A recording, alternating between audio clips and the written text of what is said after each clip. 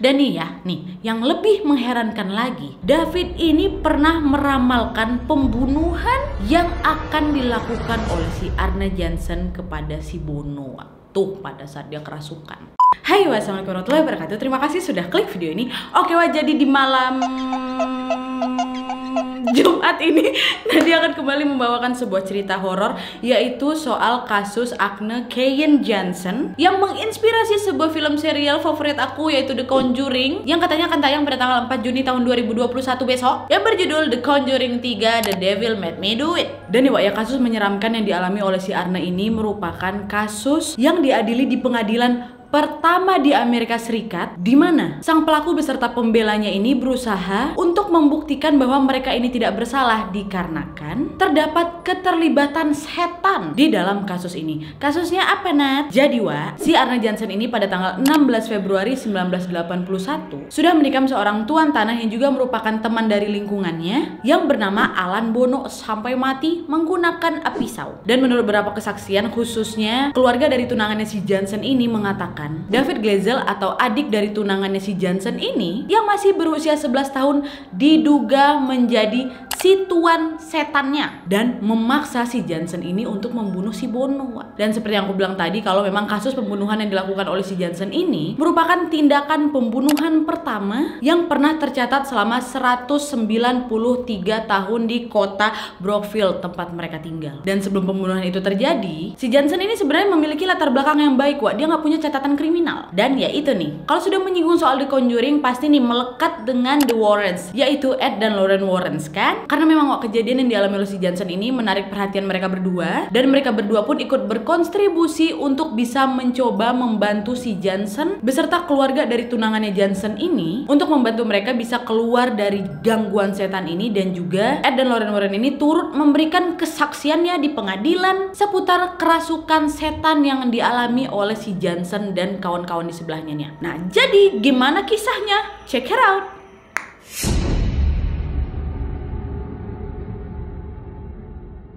Nah, jadi kejadian aneh yang berakhir dengan pembunuhan ini diduga sudah dimulai beberapa bulan sebelum kejadian. Dimana si Arne Jansen ini punyalah tunangan namanya Debbie Glezel, dan mereka pun memberikan laporan langsung untuk versi peristiwa apa yang sebenarnya terjadi yang disampaikannya di acara TV Discovery Channel dalam acara A Haunting dengan tajuk Where Demons Dwell. Nah, selama wawancara itu mereka berdua ini mengaku bahwa mereka lah saksi dari kerasukan setan yang memang betulan terjadi di keluarga itu, dan mereka mengatakan kalau aktivitas paranormal itu dimulai ketika keluarga si Debbie ini ingin membersihkan rumah sewaan mereka yang sudah mereka sewa untuk nanti selanjutnya ditempatin. Nah, ikutlah di si Arne Jansen, si David adeknya sama keluarga si Debbie kan, beres-beres lah itu di sana. Dan juga nih, pindahnya mereka ke rumah tersebut dianggap oleh Jansen merupakan awal dari penderitaan yang akan dialami sekarang. Karena apa? Pada saat lagi bersih-bersihin rumah itu, adeknya si Debbie yaitu David Glezel yang masih berusia 11 tahun tiba-tiba ngadu sama mereka berdua dan keluarga yang lain sambil mengatakan bahwa dia ini baru aja melihat seorang laki-laki yang terus mengganggu dan mengejeknya. Seorang laki-laki ya. Pertama ya si David mikir, mungkin ada orang asing kali ya. Kok tengoknya di mana? Di sana, Bang. Waktu disamperin sama si Arne Jansen nggak ada. Nanti berulang kali tuh, si David tetap bilang, iya tuh ada di sana, ada di sana. Tapi tetap nih berulang kali David mengatakan bahwa dia itu melihat ada lelaki tua yang suka mengejek dan mengganggunya itu. Nah, pada saat itu nih si Jansen sama si Debbie tunangannya mengira, kok ngada-ngada. Kok pasti mau cabut dari bersih-bersih rumah kan? Nah, jadi si Debbie sama si Jansen ini mengira kalau apa yang disampaikan sama si David itu cuman alasannya aja, atau dia cuma main-main aja supaya dia terhindar dari bersih-bersihin rumah karena baru pindah ya kan. Tapi tetap bersikuku si David, enggak kok Kak, memang ada Kak, aku nengok lelaki tua di sana, kata dia kayak gitu. Disamperin sama semua keluarga, nggak ada laki-laki tua. Akhirnya mereka, ya udahlah, orang nggak ada kok, karena memang keluarganya nggak bisa ngeliat lelaki tua yang bisa dilihat sama si David ini. Nah, itu kejadian pertama kan. Udah selesai beres-beres, udah selesai bersih-bersih rumah. By the way juga ya, si Arne Jansen ini tinggal bersama keluarganya si Debbie, mentap lah dia tuh di rumah sewaan baru itu kan, Nah, kejadian pertama yang dialami oleh si David itu ternyata masih berlanjut, makin sering si David ini nengok laki-laki tua itu kan, dan udah nggak sering lagi, udah mulai jahat tuh setan. Karena selama menempati rumah itu, si David ini sering terbangun sambil menangis histeris dan mengatakan lagi tuh soal penglihatannya. Tapi bukan laki-laki tua yang pertama kali dia lihat, beda lagi bentuknya nih, dimana David mengatakan dia tuh melihat ada pria berbadan besar, mata hitam besar, wajahnya kurus tirus gitu, dengan bentuk seperti binatang, giginya betaring, telinganya besar, ada tanduk sama kukunya panjang. Ya udah kayak setan kali kan. Tiap malam tuh nangis terus si David, mencemaskan keluarga di sana lah pastikan. Dan karena memang gangguan tersebut terjadi terus menerus, akhirnya nggak lama kemudian keluarga David ini pun akhirnya meminta bantuan pendeta yang ada di gereja tempat mereka tinggal untuk bisa membersihkan rumah mereka tersebut dari gangguan setan yang dilihat oleh si David. Tapi sayangnya berulang kali dibersihkan sama pendeta, nggak berhasil, Wak. Masih aja si David itu diganggu. Nah, dari situlah akhirnya mereka mendapatkan rekomendasi dari beberapa kerabat untuk menghubungi si The Warrens. Karena juga pada saat itu The Warrens ini baru saja menyelesaikan kasus Amityville, Wak. Kasus Ronald DeFeo yang juga katanya bunuh satu keluarga gara-gara bisikan setan tuh, Wak. Kalau kalian belum nonton videonya boleh kalian tonton, tapi abis ini ya linknya aku sertakan di description box di bawah. Nah, adalah kan akhirnya semua member keluarga yang ada di rumah itu pun setuju untuk meminta bantuan kepada Ed dan Lauren Warren. Nah, ada tuh video wawancaranya si Lauren ini seputar kejadian Arne Johnson. Kalian boleh lihat, kalau nggak salah sekitar 23 menitan. Aku nggak bisa masukin di sini. Cuplikannya juga aku nggak bisa kasih di sini karena nanti takut copyright. Udah panjang aku bikin copyright ya kan. Aduh, sedih. Oke. Dan memang gangguan setan yang dialami oleh si David ini makin meningkat, Wak. Dimana gangguan ini sudah turut mengubah kepribadiannya si David. Dari awalnya ramah, baik, ceria kayak gitu kan, udah mulai kasar, Wak, si David. Ini dalam keadaan yang mungkin sadar tuh ya, Wak ya. Jadi kadang suka nendang, suka gigit, suka ngamuk nggak jelas, meludah, mengumpat pakai kata-kata kasar. Pokoknya kayak gitulah, berubah total nih si David. Dan selain itu juga, Wak ya, keluarga si David ini mengatakan, mamanya nih, dia bilang kalau anak aku si David pernah kudapati lagi mencoba melakukan upaya pencekikan kepada dirinya sendiri, dan ketika dicoba ditepis, si David mengaku bahwa itu yang lagi nyekek aku setan, Mak. Tapi mama itu ngelihat ya udah dia cuma kayak gini-gini aja tuh, Nah, ini udah bahaya kan, sudah mengancam keselamatannya si David. Besoknya kayak gitu lagi, Wak, malah lebih ekstrim. Dimana waktu keluarga Debbie ini menyadari bahwa si David ini mulai kayak dicekek lagi itu, kan mereka mencoba meleraikan kan. Waktu coba lagi dilepaskan tangannya si David itu, Wak, tiba-tiba nih seolah-olah tangan setan yang lagi ada di lehernya si David itu dilepaskan sama si setan itu, tepelanting si David, Wak.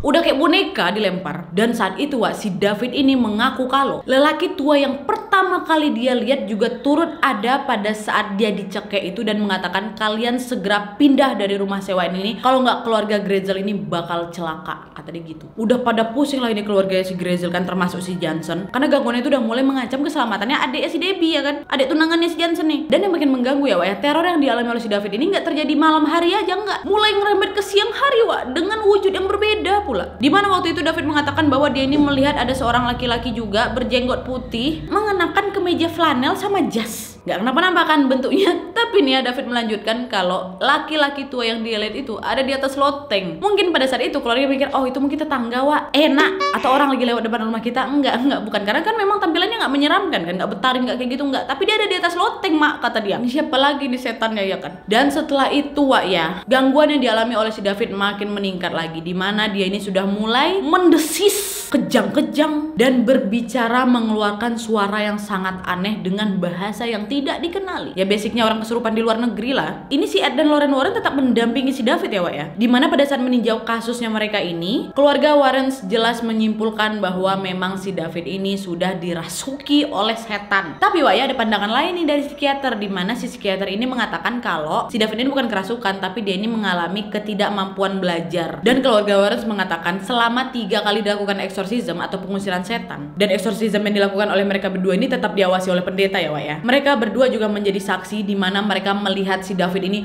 melayang, mengutuk sampai pernah berhenti bernapas, Wak. Tapi habis itu sadar lagi, nggak mati betulan, cuma sempat berhenti bernapas ya bentar gitu. Dan nih yang lebih mengherankan lagi, David ini pernah meramalkan pembunuhan yang akan dilakukan oleh si Arne Johnson kepada si Bono, Wak. Tuh pada saat dia kerasukan. Dan pada saat kejadian itulah yang merupakan puncak dari segala kesabaran yang mereka menghadapi si David ini. Akhirnya keluarga si David ini pun langsung menghubungi kepolisian Brookfield dan mengatakan bahwa memang kondisi mereka sekeluarga itu lagi sedang berbahaya. Tapi sayangnya waktu polisi melakukan pengecekan, ya polisi nggak bisa ngasih tahu apa alasannya, karena memang kan ini supranatural. Jadi polisi cuma bilang ya udah, nanti kalau ada kejadian aneh lagi tinggal hubungin kami lagi aja, kayak gitu. Nah kan dari tadi aku ceritain soal si David kesurupan kayak gitu aja terus kan. Terus si Arne Johnsonnya gimana, Nat? Nah jadi, Wak, memang apa yang dialami oleh si David ini juga sangat menguras tenaga, waktu, dan pikirannya si Johnson. Orang adik tunangannya lah pula, satu rumah lagi. Sampai akhirnya di bulan Oktober tahun 1980, mungkin karena memang si Johnson ini udah stres sekali, Wak, Johnson pun mulai menantang dan mengejek kehadiran iblis yang ada di rumah itu. Dimana ya pasti pastilah si Jansen ini menyuruh untuk berhenti mengganggu adiknya dan mengatakan, "Weh, udah kau bawa aku aja, tinggalkan kawan kecilku," kata dia gitu. Selain itu tetaplah juga si Jansen ini mulai mengejek, mulai menantang si setan-setan itu. "Mana kau keluar? Memang dasar setan kau." Katanya, "Emang dia setan kok." Enggak, aku bercanda. Nah, adalah kan setelah dia ini melakukan penantangan kepada si setan ini, malangnya waknya si Jansen malah diserang sama mereka, di mana si Jansen ini sempat mengalami kehilangan kendali pada saat menyetir mobilnya dan hampir menabrak sebuah pohon. Dan menurut kesaksian si Jansen pada saat itu, setir mobil dia itu seperti lagi dikendalikan gitu, Wak. Dan betul-betul kayak pengen mengarah ke pohon gitu. Untungnya dengan menggunakan seluruh tenaga dia bisa mengontrol kembali setirnya dan gak jadi ketabrak pohon. Dan setelah itu si Jansen serta Debbie dan beberapa keluarga dari Gretzel menganggap bahwa itu adalah merupakan ancaman atau teguran dari si setan-setan yang ada di rumah ini. Makanya, "Weh, kok jangan ngomong kayak gitu, nanti kok kenapa-napa," kata Debbie. Panik juga nih keluarga. Nah, setelah kejadian itu, Wak, si Jansen ini memutuskan untuk memeriksa sebuah sumur tua yang ada di rumah mereka itu, yang katanya disitulah tempat penampungan setan yang selama ini mengganggu si David. Dan hal ini juga disampaikan sama si Ed dan Lorraine Warren, dimana Ed dan Lorraine ini juga melarang siapapun untuk mendekati si sumur itu karena memang itu tempat penampungan setan. Tapi mungkin karena udah kesal kali si Jansen ini, dia pergi nih coba menyelidiki sumur itu, apa betul sih memang ada setan itu. Kan dia nggak lihat kan selama ini. Dan pada saat mendekati sumur itu, Wak, si Jansen mengaku dia betul-betul melihat dengan sangat jelas bentuk iblis yang dikatakan oleh si David, adik tunangannya. Dan karena dia tuh melihat langsung pada si setan, berarti ada kontak mata kan antara dia sama si setan. Itu, Wak, kerasukan si Jansen. Akhirnya dicoba ditenangkan, sadar nih dia lagi kan. Dan dia sama kerasukan yang dialami oleh si Jansen ini juga meraung apa menggaung, mengeram, mengutuk kayak gitu. Dan itu saksinya keluarga Gretzel loh. Nah, karena memang member dari rumah itu nggak cuma si David lagi, tapi si Jansen yang juga merupakan orang yang mungkin berikutnya menjadi sasaran si setan, akhirnya si Debbie, tunangannya si Jansen ini, memutuskan untuk pindah dari rumah itu bersama si Jansen. Dan akhirnya demi keselamatan mereka, keluarga pun setuju pindahlah ini si Debbie sama si Jansen ke sebuah apartemen, Wak. Masih daerah situ juga. Nah, udahnya selama tinggal di sana, untuk mengisi kekosongan dan bisa menambah uang mereka, si Debbie ini dipekerjakan oleh si Alan Bono tadi, si korban yang juga merupakan penduduk baru di Brookfield tua, sebagai perawat anjing. Dan kebetulan juga apartemen yang mereka sewa itu berdekatan dengan tempat kerjanya si Debbie dengan si Johnson. Dan by the way juga si Johnson ini bekerja di sebuah perusahaan kayak ahli pohon apa kayak gimana lah gitu, Wak. Dia bekerja kok. Dan kalian tahu ternyata keputusan mereka untuk pindah ke apartemen untuk menjauhi gangguan setan yang ada di rumah ibunya, Wak, gagal. Gegara nih, setelah mereka pindah ke apartemen itu, gangguan setan itu masih ada. Malah nih lebih kasihan si Debbie, orang mereka tinggal berdua aja kok. Karena apa? Si Jansen ini sudah mulai dirasuki setan. Sama juga halnya gak kalah mengerikan dengan apa yang dialami oleh si David, dimana dia mengerang, dia mulai berhalusinasi, ngomong sendiri, teriak sendiri. Kasihan lah si Debbie ini kan jadinya. Dan mulai pada saat itulah, Wak, mereka menyadari bahwa memang iblis itu juga sudah mengikuti si Jansen kemanapun dia pergi. Nah, ini nih, tadi siapa sih Alan Bono? Alan Bono adalah majikannya si Debbie, tunangannya si Jansen. Kita masuk nih ke bagaimana kronologi pembunuhan yang dilakukan oleh si Jansen kepada si Alan Bono ya, Wak, ya. Check it out.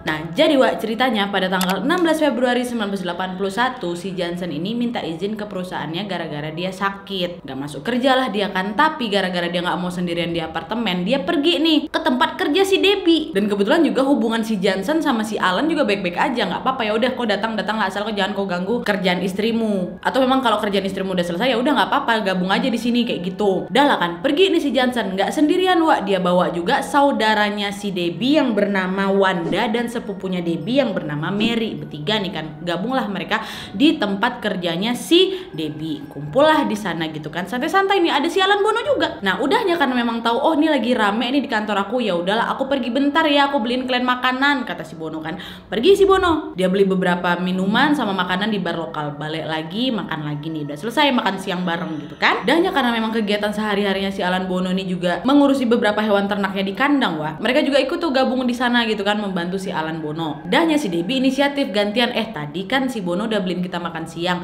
ayolah weh kita beliin orang ini pizza, katanya kan. Dibawanya lah itu si Wanda sama si Mary, adik dia nih. Pergilah mereka bertiga, tinggallah si Johnson sama si Bono. Pada saat ditinggal itu, si Bono tadi kan ada bawa beberapa minuman dari bar kan, wah dia minum-minum juga nih, minum-minum mungkin kebanyakan mabuk, tapi pada saat itu masih baik-baik aja. Dia pun ngobrol sama si Johnson pun juga sesekali minum, tapi nggak sebanyak si Bono, ya masih santai aja, masih normal kali tuh. Dah lah kan, nggak lama setelah itu baliklah ini si Debbie, Wanda sama si Mary ke kandang tadi. Tapi pada saat nyampe di sana, si Debbie mengetahui kalau ops, ini si Alan Bono udah mabuk kali nih, karena kelihatan teler gitu wah, udah mulai ngaco gitu omongannya kan. Dahnya si Debbie mikir gara-gara dia ini punya adik 2 cewek masih kecil, ya udahlah yuk kita balik nih, kata kayak gitu. Udah nggak kondusif lagi, udah mulai resek lah gitu mabuknya si siapa Alan itu kali kan. Nah pada saat ingin membawa mereka ini pulang wah, si Johnson pun udah bilang ya udahlah yuk pulang aja yuk, biar aja lah dia mabuk kayak gini, soalnya kita bawa si Mary sama si Wanda, kata si Johnson kan. Terus pada saat mereka ini mau pulang, tiba-tiba si Alan Bono ini menarik tangannya si Mary, adiknya si Debbie gitu wah. Ditariknya, ditahan gitu, dikekep, ya mabuk resek gitu wah. Udah kalian jangan kemana-mana, di sini aja woi, Mary ini suruh temenin aku kayak gitu. Udah mulai resek nih, ya nggak terima lah si Debbie sama si Johnson. Pertama diomongin bebe sama si Johnson, weh udahlah, nanti biar aku aja yang kawanin kau minum, biar aja orang ini pulang, kasihan. Dan dari tadi soalnya di sini kan si Debbie juga capek. Dahnya dipujuk baik-baik nggak mempan, udah mulai kasar nih omongannya si Johnson. Lepasin nggak kau nih apa nih? Tetap nggak mau nih si Bono wak. Udah kayak gitu, udah mulai nih main fisik si Johnson. Ditariknya lah itu tangannya si siapa Bono untuk bisa melepaskan si Mary itu kan wak. Sempat tuh dua-duan gitu. Akhirnya si Mary bisa bebas nih wak, lari dia langsung ke mobil. Pada saat itu si Johnson pun dibantu sama si Debbie nih untuk bisa melepaskan si Mary. Wanda pun ikut juga wak. Dahnya lagi berebut begelut kayak gitu, tiba-tiba nih Wanda mengatakan dia melihat Johnson tiba-tiba mengeram kayak binatang buas wak. Terus gak lama kemudian dia langsung menikam si Alan Bono menggunakan pisau lipat. Ditikamnya langsung tuh si Bono berulang kali. Dan hal menyeramkan pada saat si Johnson ini mengeram gak cuma dilihat sama Wanda, si Bono pun terkejut melihat dia ngeram kayak binatang wak. Karena Debbie menangkap ekspresi dari si Bono. Debbie pun apalagi terkejut lah dia. Dan Debbie sudah berbisik dalam hati, aduh laki aku kemasukan lagi. Dan karena memang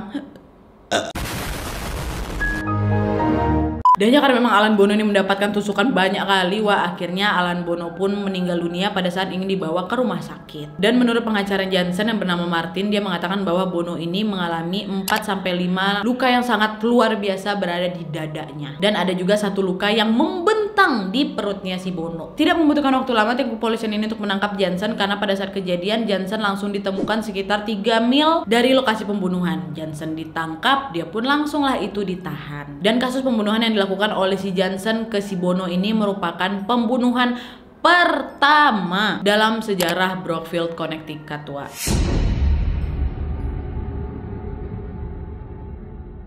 Nah, adalah kan udah ditangkap, diperiksa lah itu si Johnson dan beberapa saksi yang ada di situ termasuk Wanda, Mary, Debbie. Dahnya pada saat si Wanda dan Mary ini diminta kesaksian, mereka mengatakan apa adanya tuh, Wak. Ya memang gara-gara si Bono ini mabok, terus tiba-tiba rese, nahan si Mary, ada pertikaian bentar, terus Johnson tiba-tiba mengerang binatang, barulah itu ditusuknya si Bono. Tapi namanya tim kepolisian ya dia nggak nganggap itunya lah mengeram kayak binatang, Kayaknya mereka cuma berantem gara-gara ngerebutin si Mary aja lah ini. Itulah kesimpulan dari tim kepolisian. Tapi Ed dan Lauren Warrens bersikeras bahwa apa yang terjadi dengan si Johnson ini merupakan keterlibatan iblis. Karena mereka mengetahui kalau si Johnson ini sudah melanggar pantangan yang diingatkan oleh si Warrens, di mana nggak boleh dekatin sumur itu.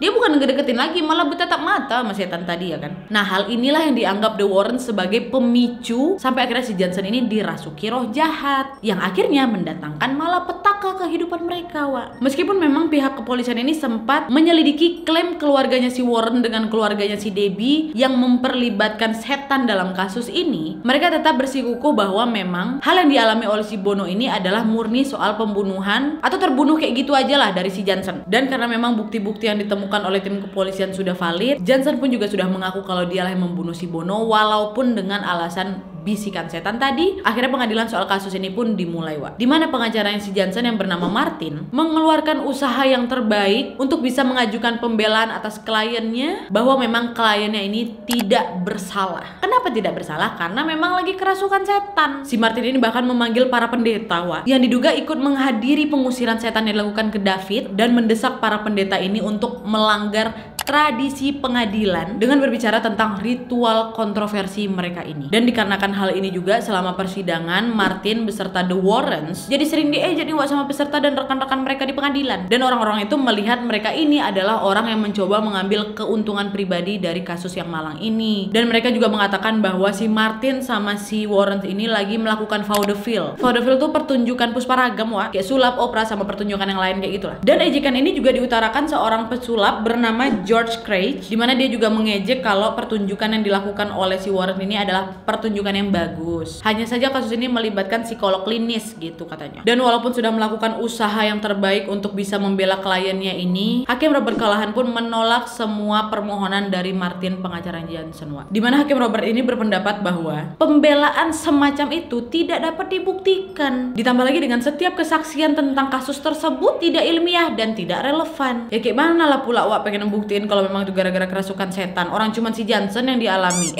mengalami. Nggak usah lah dulu 1980, sekarang aja nih ha. Gimana cara buktiin kalau memang dia kerasukan setan ya kan? Akhirnya ditolak lah itu wak permohonan atau pembelaan dari si Martin beserta Johnson. Nah tapi wak, kesaksian dari 4 pendeta yang sudah melakukan 3 kali eksorsisme nggak dikonfirmasi. Pendeta ini dari pihaknya si Johnson ya wak. Dimana memang pendeta yang berasal dari Bridgeport ini mengaku bahwa mereka ini bekerja untuk membantu si David dulu. David adiknya si Debbie sama si Johnson juga. Tapi itu nggak dihadirkan juga di persidangan. Nah kenapa wak? Katanya nih ya, salah satu dari 4 pendeta tadi mengatakan bahwa mereka ini diperintahkan untuk tidak membicarakan hal tersebut di depan umum. Karena dia mengaku tidak ada satu orang pun dari gereja yang boleh mengatakan sesuatu atau melakukan cara lain untuk bisa menyampaikan hal tersebut. Dan karena memang mereka ini takut kenapa-napa, akhirnya diturutin lah itu wak. Dan akhirnya wak, dikarenakan kasus pembunuhan yang dilakukan oleh si Johnson ini, Johnson pun dijatuhi hukuman penjara. Dan akhirnya wak, dikarenakan kasus ini Johnson tetap dinyatakan bersalah dan dihukum karena pembunuhan tingkat pertama pada tanggal 24 November 1981. Dan dia pun dijatuhi hukuman 10-20 tahun penjara. Nah setelah kejadian ini nih semuanya, si Johnson udah masuk penjara. Kejadian setelahnya adalah selama si Johnson ini mendekam di jeruji besi wah, seorang penulis bernama Gerard Brittle menuliskan buku tentang insiden yang dialami oleh si Johnson dengan judul Devil in Connecticut, diterbitkan dengan bantuan Ed dan Lorraine Warren. Dan selain itu juga persidangan dari kasus ini menginspirasi sebuah film juga, belum Conjuring nih, masih film televisi dengan judul The Demon Murder Case. Terus saudara laki-laki si David Grazel, saudara si Debbie juga bernama Carl, menuntut si Brittle tadi wak, penerbit buku, karena dia kurang senang gitu dengan tindakan yang mereka lakukan. Dan selain itu dia ini juga turut menuntut The Warrens karena dia menuduh kalau itu sudah melanggar hak pribadi keluarga mereka. Walaupun juga pada saat itu Carl merupakan salah satu member keluarga yang tidak percaya bahwa adik serta calon kakak iparnya ini dirasuki oleh setan. Dia lebih menganggap bahwa apa yang dialami oleh mereka berdua itu merupakan penderitaan yang disengaja dikarenakan tekanan emosional. Dan lebih lanjut juga dia mengatakan bahwa narasi yang ditulis di dalam buku tersebut adalah tipuan yang dilakukan oleh The Warrens, dimana si Carl ini menganggap mereka memanfaatkan kesehatan mental para saudaranya ini untuk mendapatkan uang. Dan setelah menjalani 5 tahun penjara, akhirnya si Johnson pun bebas pada tahun 1986 dan dia menikahi kembali tunangannya yaitu Debbie. Debbie masih setia gitu wak, nungguin dia di balik jeruji besi. Dan setelah kejadian supranatural yang dialami adiknya beserta tunangannya ini membuat si Debbie menjadi lebih memiliki minat kepada hal-hal supranatural wak. Dimana pada saat sesi wawancara dia juga mengatakan kalau apa yang terjadi dengan tunanganku itu dikarenakan dia pergi ke sumur itu. Jadi memang sampai saat ini pun Debbie masih mempercayai bahwa hal yang dialami oleh Johnson suaminya sekarang ini betul-betul dikarenakan kerasukan setan. Karena memang dia terus yang ngedampingi si Johnson wak. Dan barulah itu insiden dari apa yang dialami oleh Johnson beserta keluarga Debbie Grazel ini menginspirasi sebuah film The Conjuring 3 dengan tajuk The Devil Made Me Do It, yang katanya nih bakal nanti rilis tanggal 4 Juni tahun 2021. Kita lihat aja apakah kisahnya hampir sama dengan apa yang aku sampaikan sekarang.